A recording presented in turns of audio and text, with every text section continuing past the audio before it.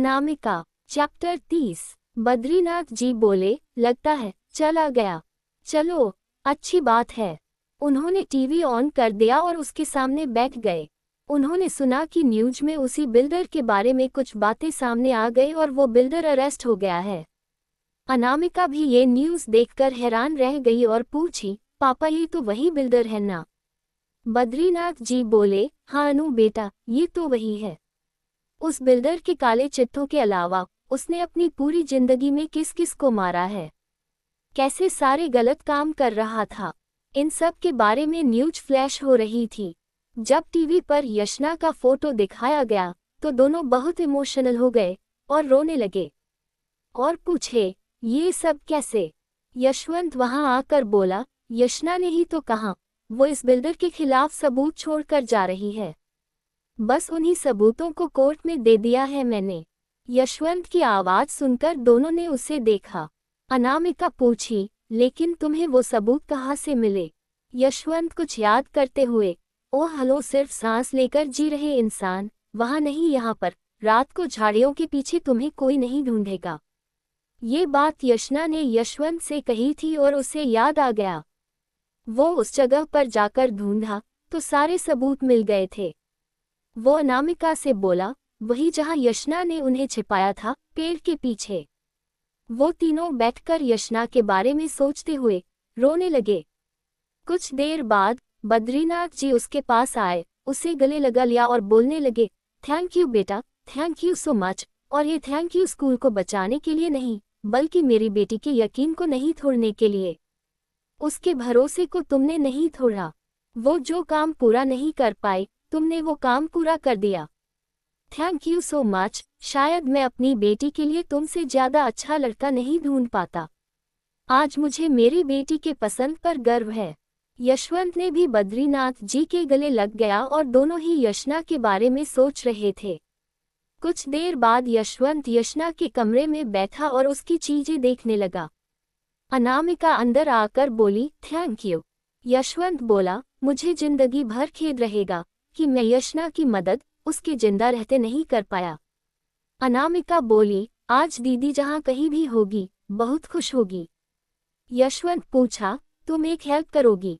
अनामिका बोली, बोलो। यशवंत बोला, मुझे एक आखिरी बार यशना को देखना है, क्या तुम मुझे उसके पास लेकर जाओगी? अनामिका बोली, कल दीदी का जन्मदिन है, मैं और पापा उनसे मिलने ही जाने वाले हैं, तुम भी आ सकते हो। यशवंत ने अपना सर हिलाया।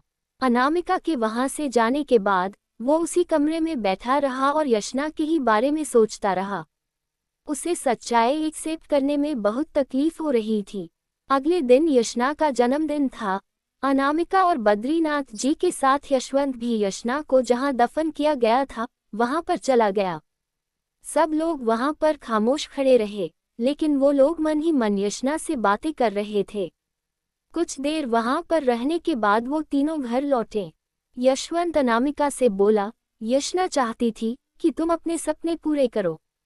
वो चाहती थी कि तुम ऑस्ट्रेलिया जाओ।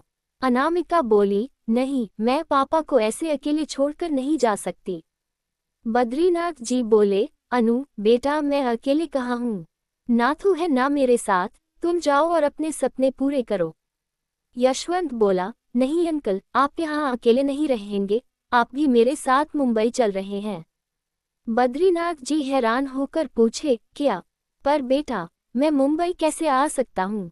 यशवंत बोला, क्यों नहीं आ सकते, आप मेरे साथ ही रहेंगे मुंबई में। बद्रीनाथ जी कुछ कहने को हुए तो यशवंत ने कहा, अंकल प्लीज, यशना यही चाहती थी। वो नहीं चाहती थी कि आप यहाँ पर अकेले रहो। उसने तो मुझसे साफ कहा था कि आप उसके साथ मुंबई आ रहे हो।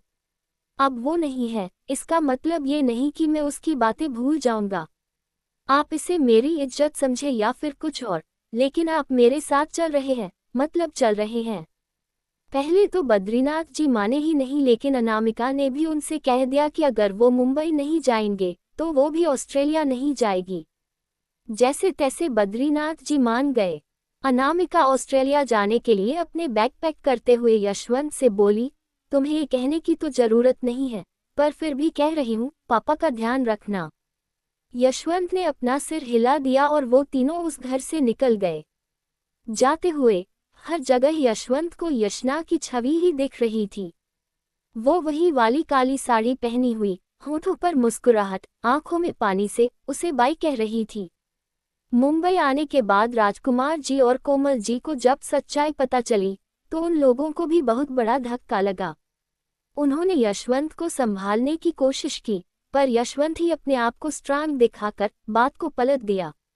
उसने अपने माँ पापा से बद्रीनाथ जी को वहां पर रहने के लिए मना लिया और अनामिका को ऑस्ट्रेलिया भेज दिया। यशवंत ने खुद की सॉफ्टवेयर कंपनी खोली और अपने आप को उसमें बिजी कर लिया। कुछ साल ऐसे ही बीत गए, लेकिन कोमल जी और राजकुमार जी को यशवंत की परवाह होने लगी। वो अभी शादी नहीं करना चाहता था। ये सुनकर तो वो दोनों परेशान हो गए। बद्रीनाथ जी ने ही यशवंत को शादी के लिए मनाया था, लेकिन यशवंत को कोई पसंद ही नहीं आई। अनामिका भी कभी कभी अपने पापा से मिलने यशवंत के घर आ जाती थी। उसी वक्त वो कोमल जी से बहुत अटैच हो गई और उन्होंने यशवंत को अनामिका से शादी करने के लिए मना लिया। दोनों ने ही पहले मना कर दिया, लेकिन सब लोगों के कहने पर वो दोनों मान गए। 3 साल बाद यशवंत और अनामिका की एक बेटी हुई, जिसका नाम उन्होंने यशना रखा। इति समाप्ति। Thank you for your support.